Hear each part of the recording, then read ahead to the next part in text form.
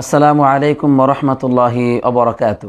আলহামদুলিল্লাহি রব্বিল আলামিন ওয়াসসালাতু ওয়াসসালামু আলা নবিয়িনা মুহাম্মদ ওয়া আলা আলিহি ওয়া সাহবিহি আজমাইন, আম্মা বা'দ। সম্মানিত বন্ধুগণ, আজকে আমরা যে খুতবাটি শুরু করছি তা মূলত গত শুক্রবারের জুমার খুতবা। তারিখ ছিল 10ই জিলহজ 1441 হিজরি আর 31শে জুলাই 2020 ইংরেজি। আমরা এই অনুবাদটা শুরু করছি আজকে। বিলম্ব হওয়ার কারণ একটাই, যেহেতু ঈদ নিয়ে সবাই আমরা ব্যস্ত ছিলাম, যার জন্য আপনাদের উপর বেশি ভারী হয়ে যাবে তা আমরা চাই নাই। খুতবাটি অত্যন্ত গুরুত্বপূর্ণ। যিনি খুতবাটি পেশ করেছেন তিনি হচ্ছেন ফজিলাতুশ শেখ আব্দুল বারী আস-সুবাইতি হাফিজাহুল্লাহ। আর খুতবার বিষয় ছিল আল্লাহ তাআলার ক্ষমার সৌন্দর্য ও বিশালতা। খুতবাটি এত বেশি চমৎকার, এত বেশি গুরুত্বপূর্ণ যে আমরা শোনার পরেই বুঝতে পারবো আলহামদুলিল্লাহ যে মসজিদে নববীর ইমাম সাহেবগণ তারা আল্লাহ তাআলার একাত্মবাদকে যে তারা কিভাবে বুঝেছেন, আল্লাহ তাআলার পরিচয় সম্পর্কে যে তাদের এত গভীর জ্ঞান, সেটা কিন্তু আমরা এই সংক্ষিপ্ত খুতবা থেকে বুঝতে পারবো ইনশাআল্লাহ। আল্লাহ রাব্বুল আলামিনের তাওহীদের জ্ঞান আমাদের যত বেশি থাকবে, যেই ব্যক্তির ভিতরে থাকবে, যেই পরিবারের ভিতরে থাকবে, যেই জাতির ভিতরে থাকবে, সেই জাতি তত বেশি শক্তিশালী হবে, তত বেশি সম্মানিত হবে, তত বেশি তারা সুখ ও সমৃদ্ধিময়, আনন্দময় এবং চিন্তামুক্ত জীবন পাবে আলহামদুলিল্লাহ। এই জন্য তাওহীদের পরিচয় জানা এটা হচ্ছে সবচাইতে গুরুত্বপূর্ণ দিক আমার আপনার জীবনে, এবং ইসলামের সবচাইতে প্রধান এবং শ্রেষ্ঠ ও গুরুত্বপূর্ণ সাবজেক্ট হচ্ছে আল্লাহর একাত্মবাদ বা আল্লাহর তাওহীদ জানা, আল্লাহর পরিচয় জানা।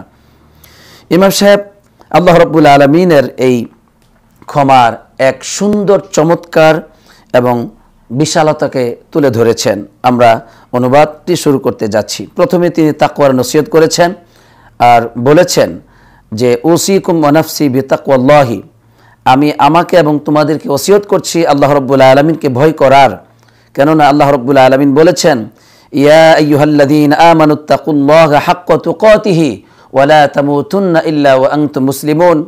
হে বিশ্বাসীগণ, তোমরা আল্লাহ রাব্বুল আলামিনকে যথাযথ ভয় করো এবং তোমরা মৃত্যুবরণ করো না পরিপূর্ণরূপে ইসলাম গ্রহণ করার আগে, বা পরিপূর্ণভাবে আল্লাহর কাছে আত্মসমর্পণ করা ব্যতীত তোমরা মৃত্যুবরণ করো না। এই তাকওয়া নসিহত করে তিনি আমাদেরকে প্রস্তুতি গ্রহণ করতে বলছেন, আমরা যেন পরিপূর্ণভাবে আল্লাহ ভীরু হতে পারি এবং আল্লাহর কাছে পরিপূর্ণ মুত্তাকিন হয়ে যেন সাক্ষাৎ করতে পারি, সেই প্রস্তুতি গ্রহণ করার জন্যই এই নসিহত তিনি করেছেন। এরপরে তিনি তার মূল বিষয়টি এভাবে বলেছেন যে আফুল্লাহি কালিমাতুন তাবআথুস সাকিনা ফিন নাফসি ওয়া তামানিনা ফিল কলবি ওয়া সিকা ফিমা ইনদাল্লাহ। যে আল্লাহর ক্ষমা এটা হচ্ছে এমন একটি বাক্য যা অন্তরের ভিতরে, হৃদয়ের ভিতরে প্রশান্তির সৃষ্টি করে এবং আল্লাহ রাব্বুল আলামিনের কাছে যা আছে তা পাওয়ার জন্য একটা বিশ্বাস সৃষ্টি হয় যখন মানুষ এই আল্লাহ তাআলার ক্ষমা শব্দটি শুনতে পায় আলহামদুলিল্লাহ। কেননা আল্লাহ সুবহানাহু ওয়া তাআলা নিজেই তার পরিচয় দিয়ে বলছেন, ওয়া কানাল্লাহু আফুওয়ান গফুরা। আল্লাহ সুবহানাহু ওয়া তাআলা তিনি হচ্ছেন আফুগুন, ক্ষমাশীল, গফুর, ক্ষমাশীল। তো এই যে আল্লাহ রাব্বুল আলামিন নিজের ব্যাপারে তিনি ক্ষমার বিষয়টি বর্ণনা করেছেন, এই বিষয়টি অত্যন্ত গুরুত্বপূর্ণ। আফুগুন মানে আল্লাহ তাআলা ক্ষমা করেন কিভাবে, যে একেবারে মুছে ফেলেন, বান্দার দোষ ত্রুটি কোনো কিছু অবশিষ্ট থাকে না। যখন তিনি ক্ষমা করেন সব কিছুকে অতীতের মুছে ফেলেন আলহামদুলিল্লাহ, এমন হয় যেন বান্দার কোনো গুনাহ থাকে না। আর গফুর এটাও ক্ষমাশীল, এটা হচ্ছে আল্লাহ তাআলা ক্ষমা করেন, বান্দার দোষ ত্রুটিগুলোকে আল্লাহ তাআলা গোপন করেন। তো এই যে আল্লাহ সুবহানাহু ওয়া তাআলা তিনি তার নিজের পরিচয় দিলেন যে তিনি ক্ষমাশীল, এই ক্ষমার সৌন্দর্য কেমন, বিশালতা কেমন, এখন আমরা শুনতে পাবো। ইমাম সাহেব বলছেন আল্লাহ সুবহানাহু ওয়া তাআলা তিনি এমন যে বান্দাদের দোষ ত্রুটিকে তিনি ক্ষমা করেন, অপরাধীদের অপরাধকে তিনি ক্ষমা করেন, অন্যায়কারীদেরকে, পাপিষ্ট ব্যক্তিদের পাপকে তিনি ক্ষমা করেন। আল্লাহ রাব্বুল আলামিন সূরার 25 নম্বর আয়াতের মধ্যে বলছেন, ওয়া হুয়াল্লাযী ইয়াকবালুত তাওবাতা আন ইবাদিহি ওয়া ইয়াফু আনিস সাইয়্যাতি ওয়া ইয়ালামু মা তাফআলুন। আল্লাহ রাব্বুল আলামিন ওই সত্তা যিনি বান্দাদের থেকে বান্দাদের তওবাকে তিনি কবুল করেন। আর ওয়াফু আনিস সাইয়্যাত, তাদের সাইয়্যাতগুলোকে, তাদের পাপগুলোকে আল্লাহ তাআলা মুছে ফেলেন, ক্ষমা করে দেন। আর আল্লাহ তাআলা এমন ওয়ায়ালামু মা তাফআলুন, তোমরা যা কিছু করো সব আল্লাহ রাব্বুল আলামিন জানেন। অর্থাৎ আমরা প্রকাশ্যভাবে যা কিছু করি, আমরা গোপনভাবে যা কিছু করি, অপ্রকাশ্যভাবে যা কিছু করি, সব আল্লাহ সুবহানাহু ওয়া তাআলা তিনি জানেন এবং তিনি আমাদের গুনাহগুলিকে তিনি ক্ষমা করেন। আলহামদুলিল্লাহ। প্রিয় বন্ধুগণ, এরপরে ইমাম সাহেব বলছেন যে আল্লাহ রাব্বুল আলামিন ক্ষমার এক সৌন্দর্য হচ্ছে তিনি হচ্ছেন ইউহিব্বুত তাওয়াবিন, যারা তওবা করে আল্লাহ তাআলা তাদেরকে ভালোবাসেন এবং যারা আল্লাহ রাব্বুল আলামিনের দিকে ফিরে আসে তওবা করে, এই তওবার দ্বারা, বান্দাদের তওবা দ্বারা আল্লাহ তাআলা তিনি খুশি হয়ে যান। সুবহানাল্লাহ। তাহলে দেখেন, তওবা করলে পরে আল্লাহর দিকে, পাপ করার পরে, অন্যায় অশ্লীল পাপাচারের পথে জীবনযাপন করার পরে যখন মানুষ আল্লাহর দিকে ফিরে আসে তখন আল্লাহ তাআলা খুশি হন এবং তাদেরকে তিনি ভালোবাসেন। সুবহানাল্লাহ। কেমন রব আমাদের রব। আলহামদুলিল্লাহ। আল্লাহ রাব্বুল আলামিনের ক্ষমার এক প্রশস্ততা হচ্ছে তিনি বান্দাদের যত হাসানাত আছে এগুলোকে তিনি বহুগুণে বৃদ্ধি করে দেন। অর্থাৎ আপনি অল্প ইবাদত করবেন, আপনি একটা ইবাদত করবেন, এর পুরস্কার একটা থাকে না, 10 পর্যন্ত দিয়ে দেন, 10 থেকে 700 গুণ, 700-এর অধিক পর্যন্ত, 700 গুণের আরো বেশি আল্লাহ তাআলা বিগয়রি হিসাব, অগণিত সওয়াব বান্দাদেরকে দান করেন। অর্থাৎ সওয়াব করেছে একটা, কর্ম করেছে একটা, প্রতিদান একটাই পাওয়ার কথা, কিন্তু না, এটাকে সীমাহীনভাবে আল্লাহ তাআলা বৃদ্ধি করে দেন। সুবহানাল্লাহ। এবং তিনি এমন যে বান্দারা শুধুমাত্র কেবলমাত্র সওয়াবের নিয়ত করে, একটা ভালো নিয়ত করে যে আমি এই ভালো কাজটি করব, আল্লাহ তাআলা সেটার জন্য বান্দাদেরকে সওয়াব দিয়ে দেন। পরিপূর্ণভাবে কাজ করলে যে সওয়াব হওয়ার কথা সেটা নিয়ত করার সাথে সাথে আল্লাহ তাআলা দিয়ে দেন।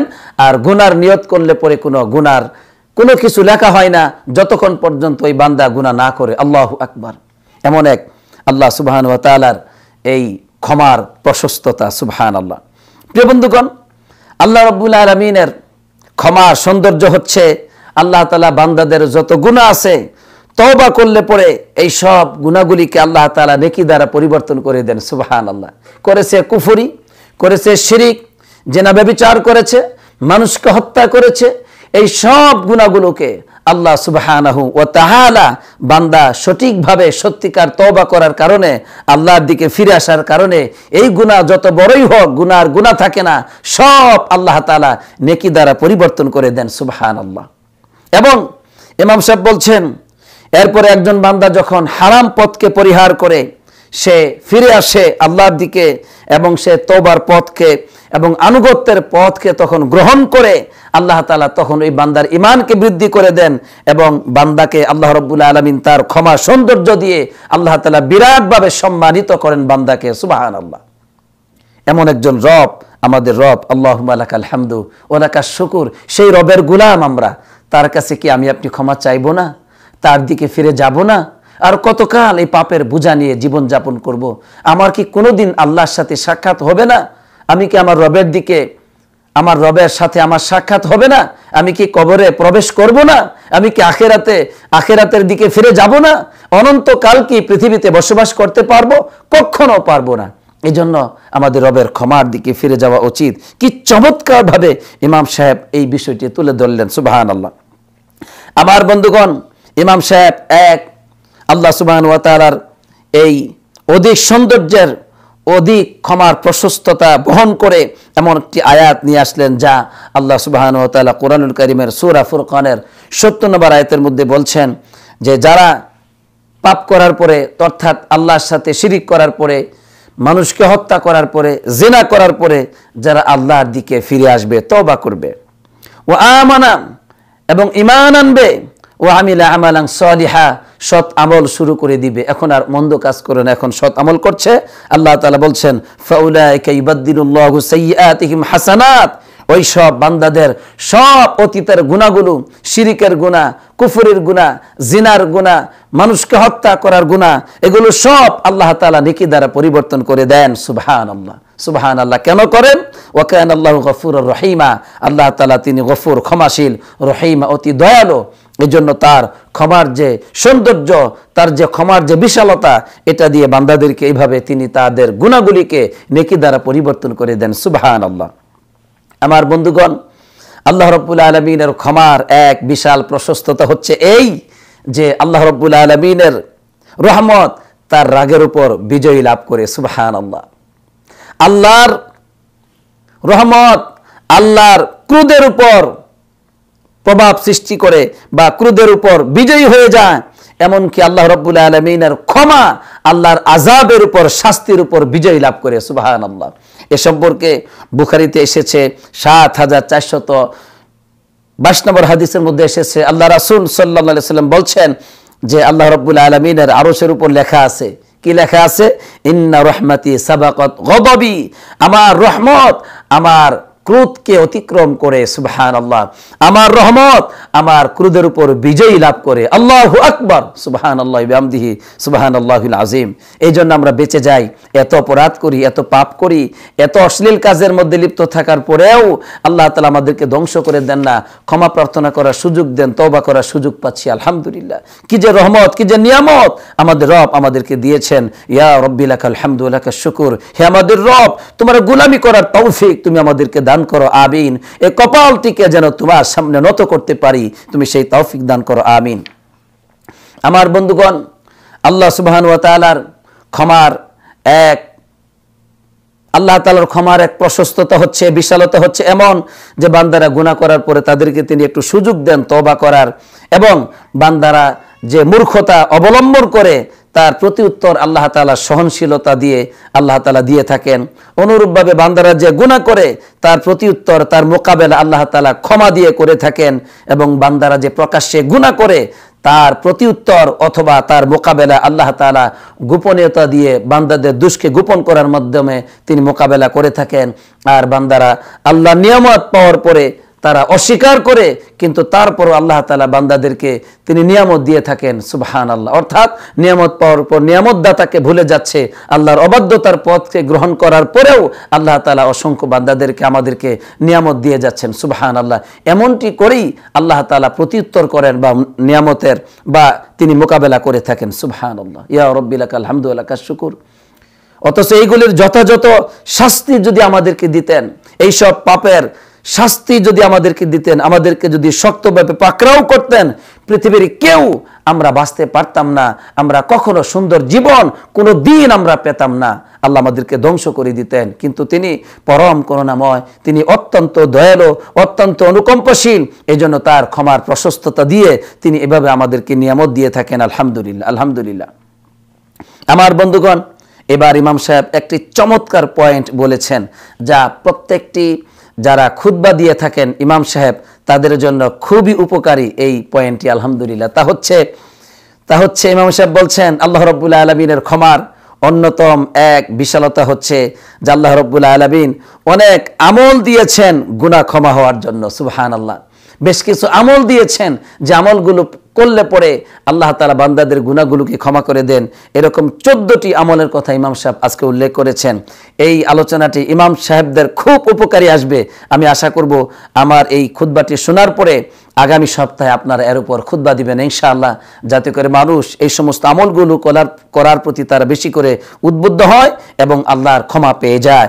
এই সহযোগিতাটা আপনারা করবেন ইনশাআল্লাহ মুসল্লিদেরকে। আল্লাহ আমাদেরকে সেই তৌফিক দান করুক। আমিন। এবার শুনুন, 14টি আমল রয়েছে যেগুলোর দ্বারা গুনাহ ক্ষমা হয়। তার মধ্যে 1 নম্বর হচ্ছে ইসবাগুল উযু।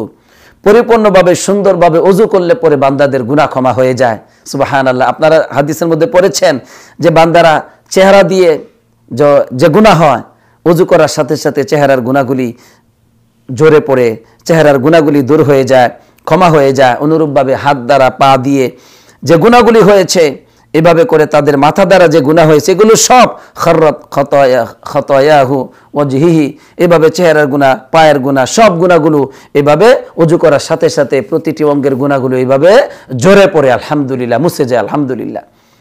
এমনকি ওযু করার পরে কোনো ব্যক্তি যদি বলে যে আশহাদু আল্লা ইলাহা ইল্লাল্লাহ ওয়া আন্না মুহাম্মাদান আবদুহু ওয়া রাসূলুহু, এই কালেমার সাক্ষ্য দেওয়ার পরে সাথে সাথে জান্নাতের 8টি দরজা আল্লাহ রাব্বুল আলামিন ওই বান্দার জন্য খুলে দেন। সুবহানাল্লাহ। সুবহানাল্লাহ। এজন্য অজুর এত ফজিলত রয়েছে। বেশি বেশি আমরা অজু করব, অজুতে আমরা জীবনযাপন করার অভ্যাস গড়ে তুলব ইনশাআল্লাহ। আমরা পারিবারিকভাবে এর উপর আমল করার চেষ্টা করব ইনশাআল্লাহ, যে আমরা সবসময় অজুতে থাকার চেষ্টা করব ইনশাআল্লাহ। আল্লাহ আমাদেরকে সেই তৌফিক দান করুক, আমিন। 2 নম্বর আমল হচ্ছে যে আমরা অবশ্যই একটা বিষয়, যে অযিকরুল্লাহ, আল্লাহর জিকির ফরজ নামাজের পরে। অনেক সময় ফরজ নামাজের পরে আমরা একটা দৌড় দেই, আর কোনো ইবাদত করি না, অথচ ফরজ নামাজের পরে আমাদের কিছু জিকির আছে, কিছু তাসবিহ আছে, এগুলো করা দরকার।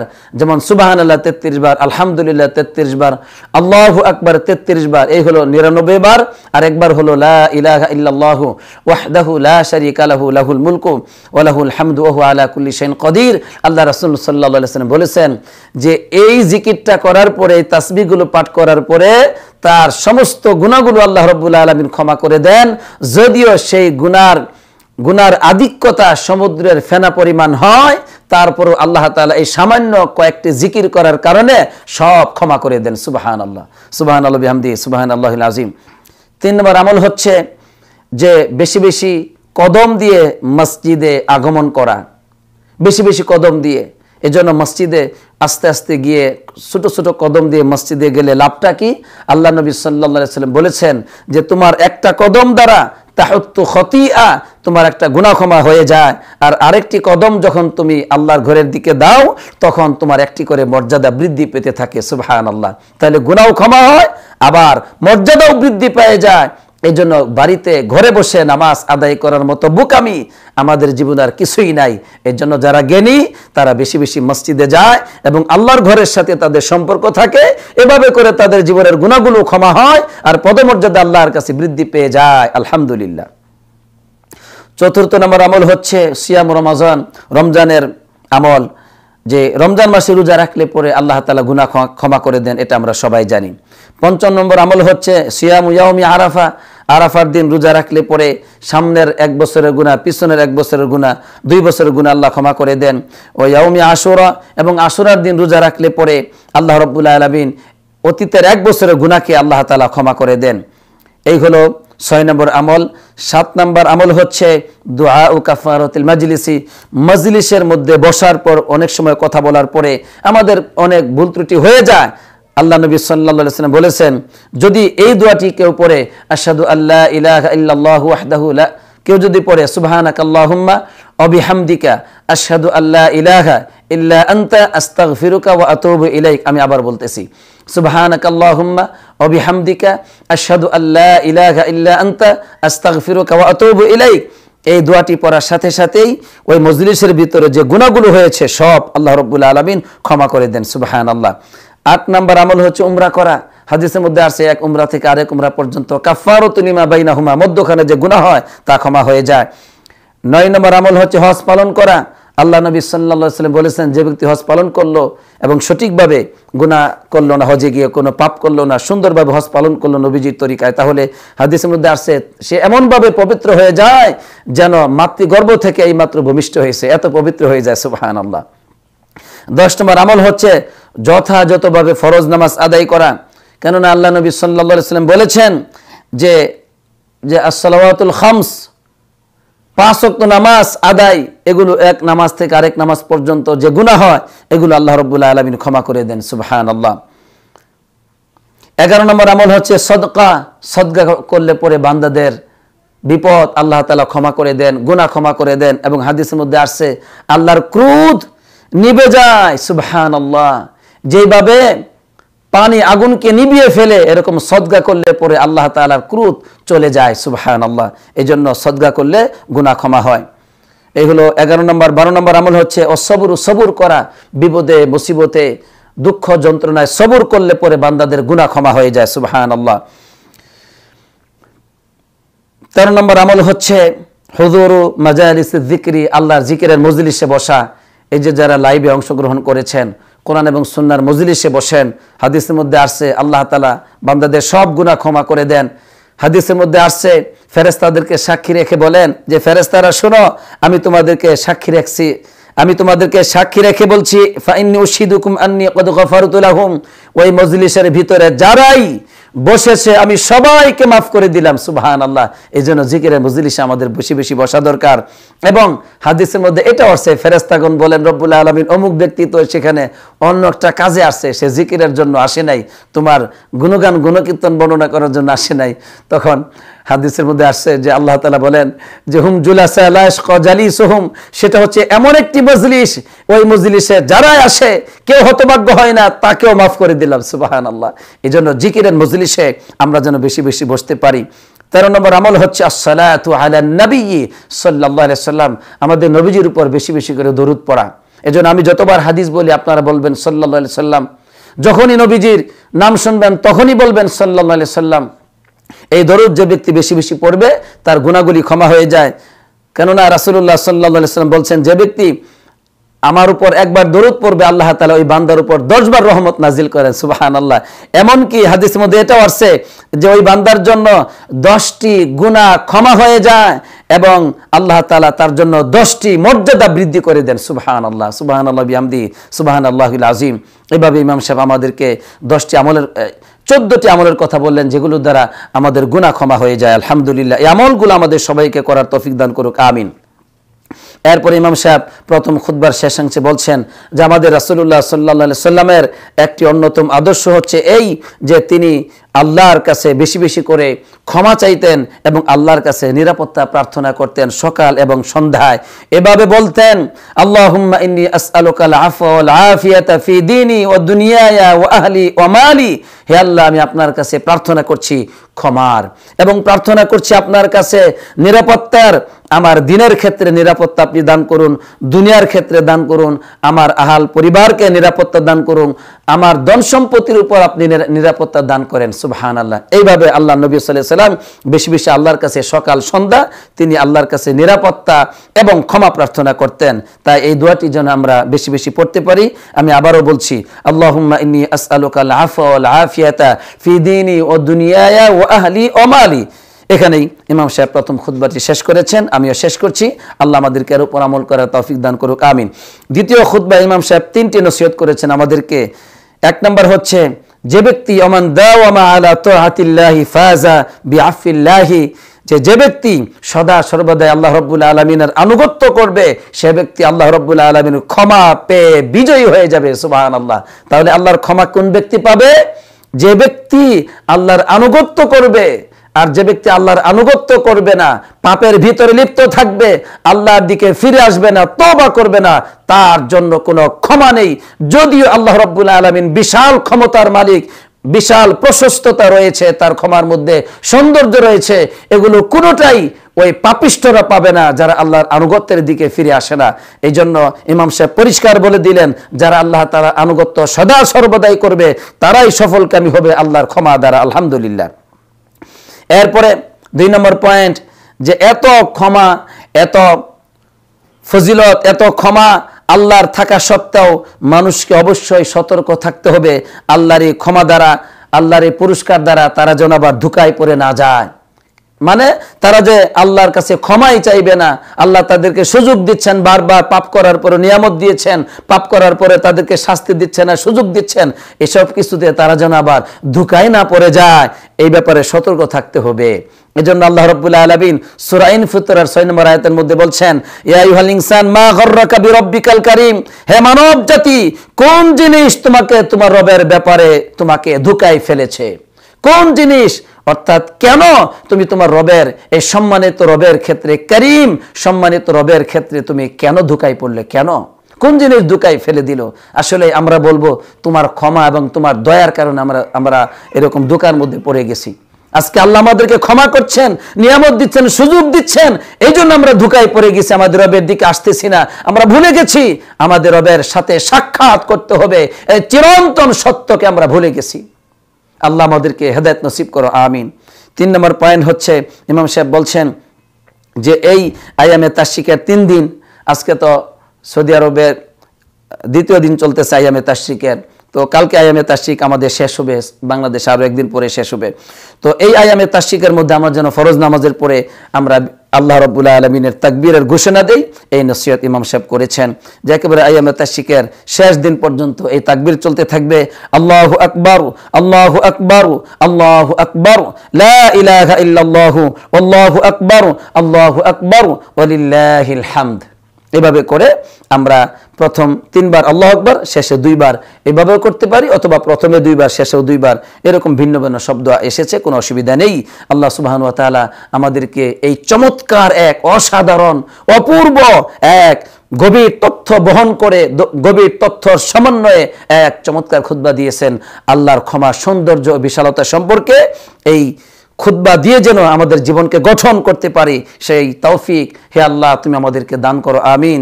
আসসালাতু ওয়াসসালামু আলা নবিয়িনা মুহাম্মদ ওয়া আলা আলিহি ওয়া সাহবিহি আজমাইন। যারা এই খুতবা শুনবে এবং অন্যের কাছে এটাকে বিভিন্নভাবে প্রচার করবে, হে আল্লাহ তাদেরকে তুমি উত্তম প্রতিদান দিও, তাদেরকে তুমি বিরাটভাবে পুরস্কার দিও দুনিয়াতেও আখিরাতেও, আমিন। আসসালাতু ওয়াসসালামু আলা নবিয়িনা মুহাম্মদ ওয়া আলা আলিহি ওয়া সাহবিহি আজমাইন।